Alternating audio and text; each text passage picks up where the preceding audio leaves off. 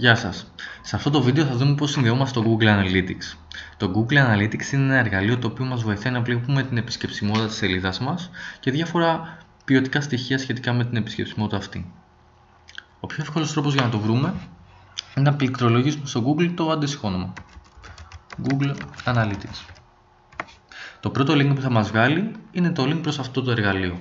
Αν για κάποιο λόγο θέλει να συνδεθεί κατευθείαν, πάτε στο google.com/analytics στο browser σας και μπαίνετε. Η αρχική σελίδα έχει ένα link το οποίο λέει σύνδεση. Πατάμε σύνδεση και προσθέτουμε το email και τον κωδικό του email στο οποίο μας έχει δοθεί πρόσβαση για αυτό το εργαλείο.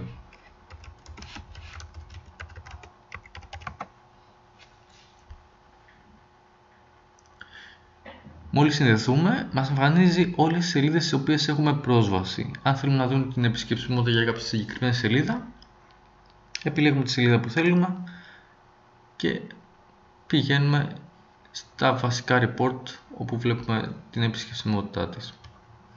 Αυτά για τώρα, ευχαριστώ πολύ.